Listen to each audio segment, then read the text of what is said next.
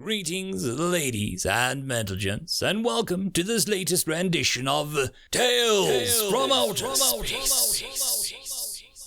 Taken from the subreddit HFY. All the relevant links will be down below.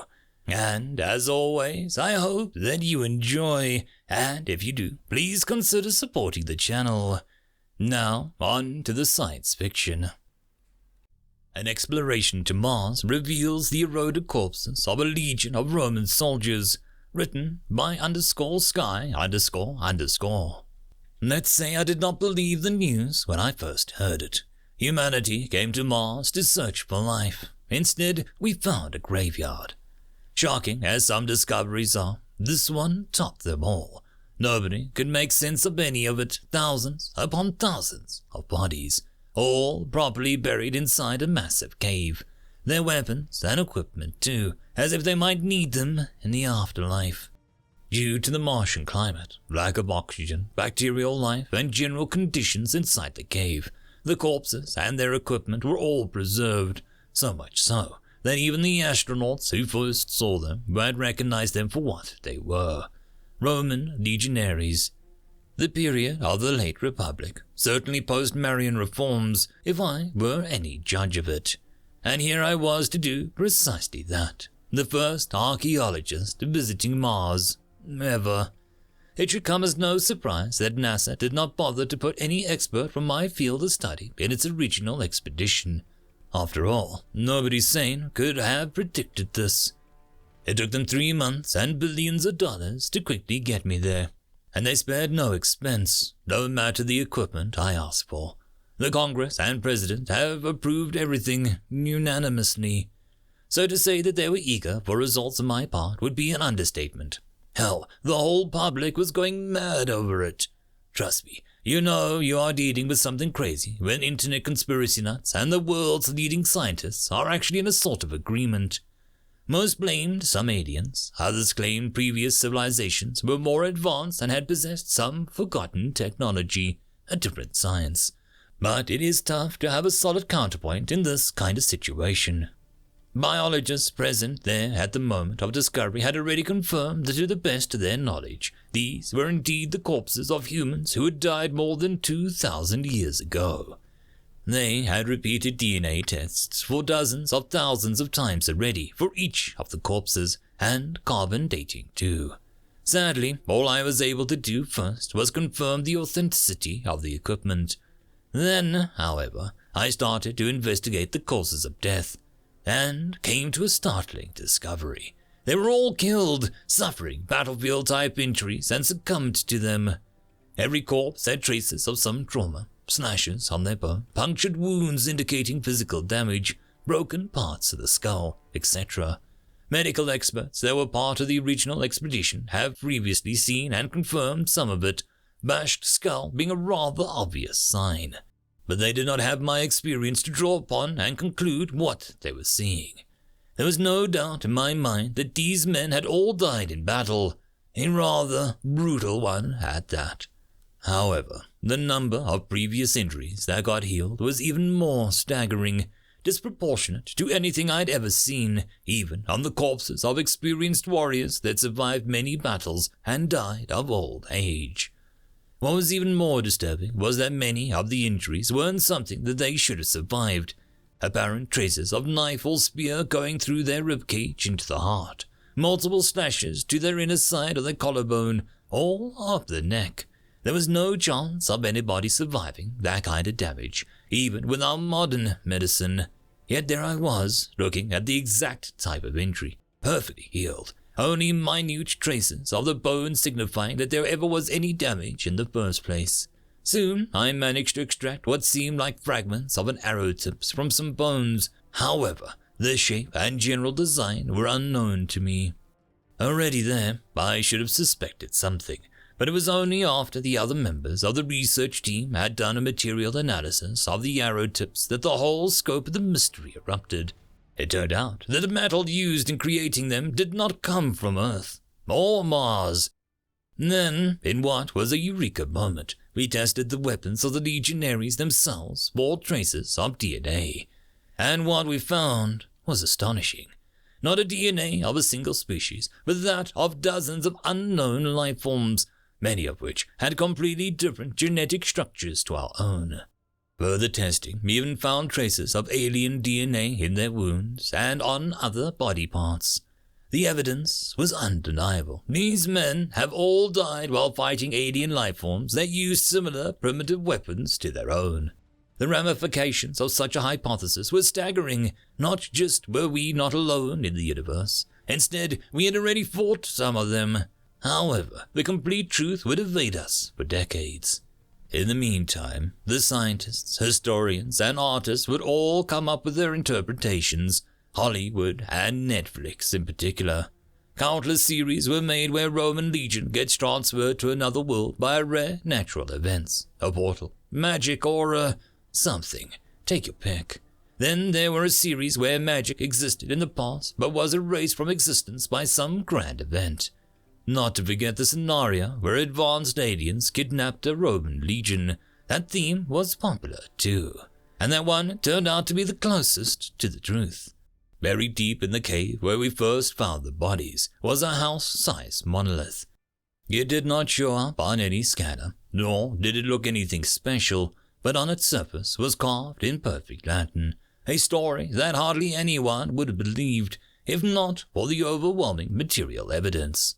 It told the tale of powerful foreign gods, likely advanced aliens, deciding to pit primitive armies of mortals from countless different worlds against each other in a grand tournament, all for their amusement.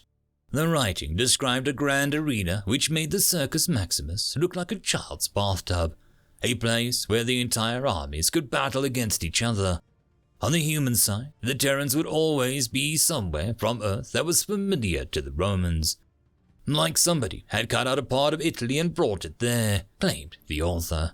On the opposing side, they would always see a part of a different world, everything from blush forests to scorched deserts, and demons and monsters which inhabited those same lands, arranged for battle.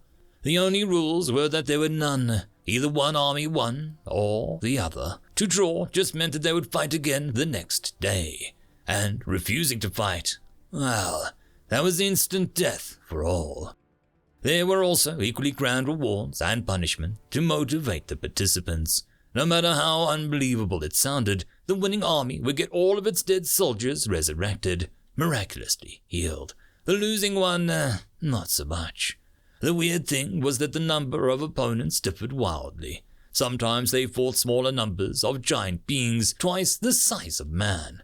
Other times they would get swarmed by things that were no larger than children. When they dared to ask one of the foreign gods about what made the fights fair, they were told that the mass of the two armies was always the same, equipment, horses, and other beasts of burden included. One centurion cursed that they did not get a few elephants, and others debated him if a single elephant was worth 50 to 60 men. It was writings and descriptions like those that offered a vivid insight into a significant and unknown part of our history. Everything from fears to the mental toll the event took on them, to the details so unbelievable that one had to remind themselves where this writing was found. They even mentioned how it was often easier to walk on enemy land and that their armor and body felt significantly lighter. Yet legionaries struggled to understand why that was, as naturally they did not know about gravity, nor could they have concluded that the aliens had copied every aspect of the local terrain, even the gravity, it seemed.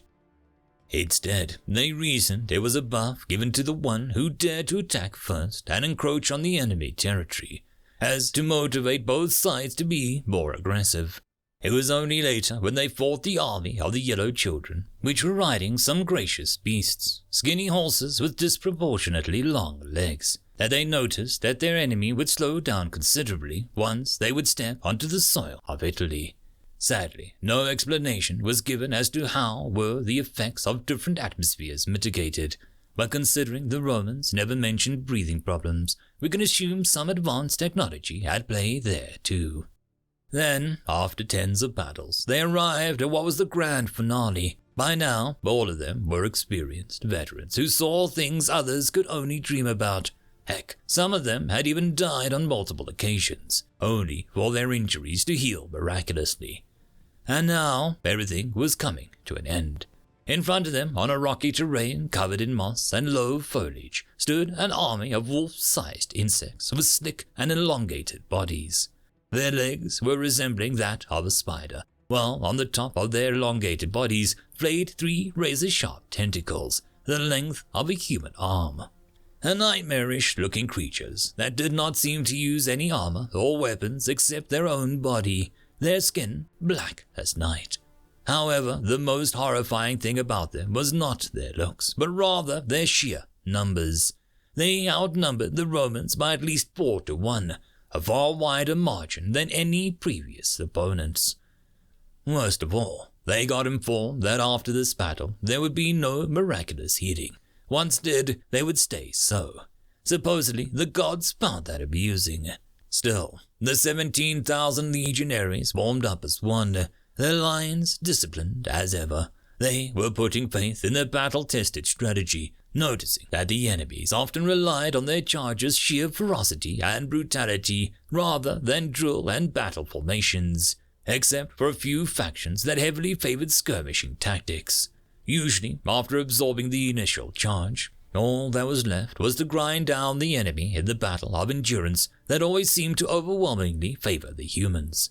However, to their surprise, the enemy too formed up into hundreds of neatly organized swarms, each numbering around 600 or so insects.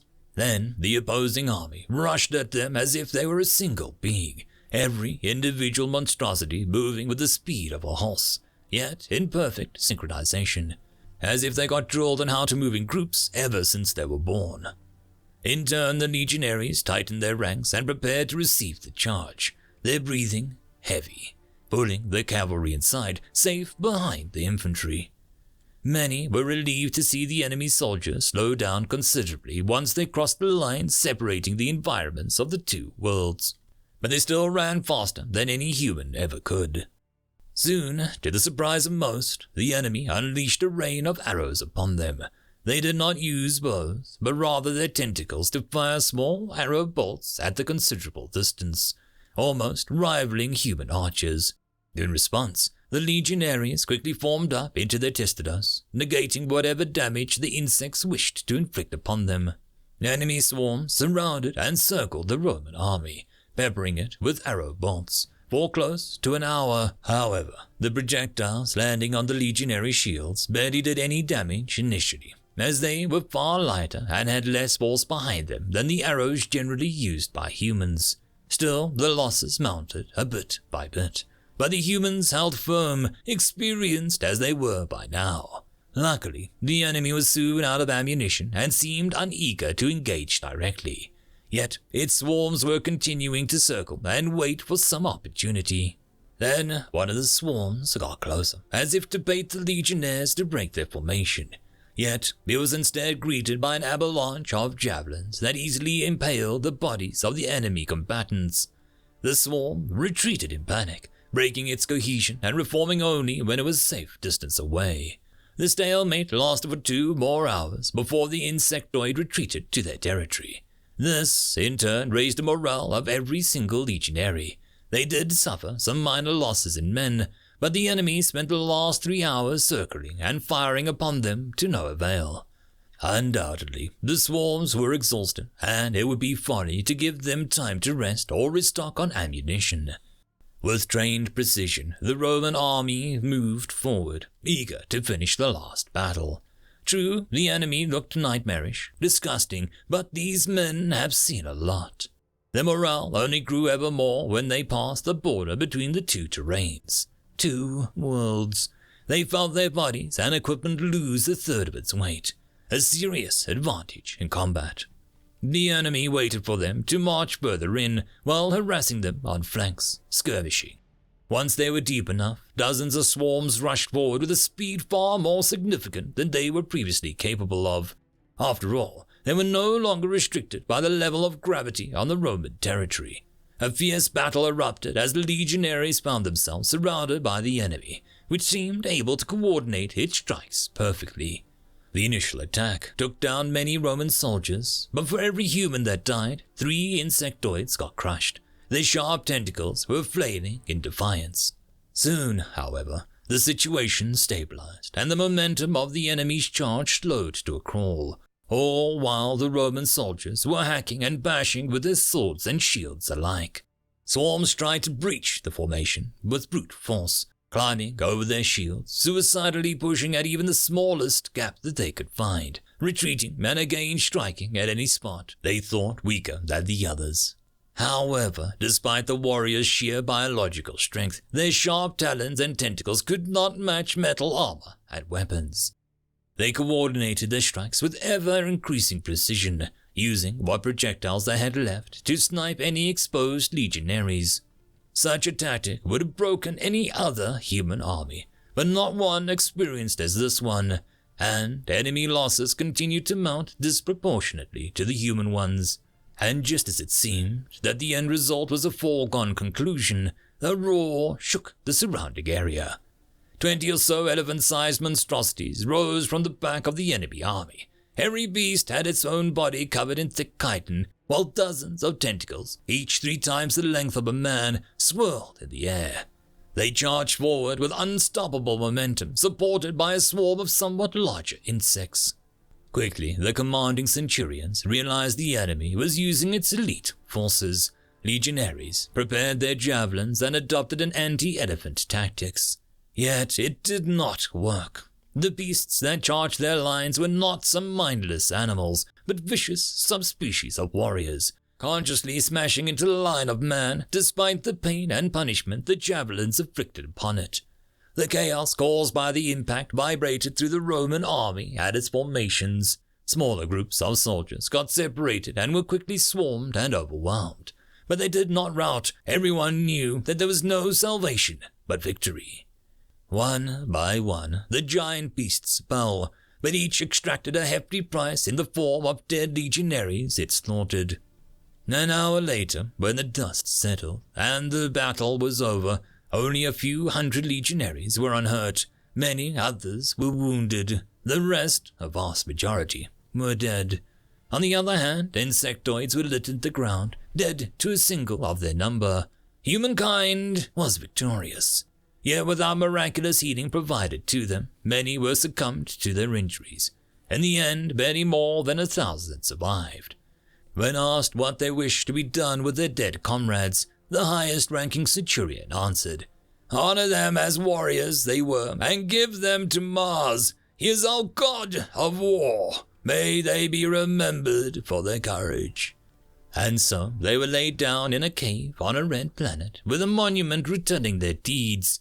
What happened to the survivors is unknown. Theories are too numerous to count, but it does remain as one of the greatest mysteries.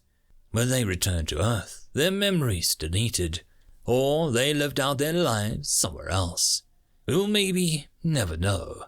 But we will always remember that when put into an impossible situation, humans proved themselves more than capable, even when they had to face real gods and monsters. End of story. And that, my friends, concludes this video. I hope that you enjoyed, and if you do, please consider supporting the author, even by popping over and leaving a thumbs up or a nice comment, just to show your appreciation for the story. However, if you wish to support this channel, there are links down below which will help immensely.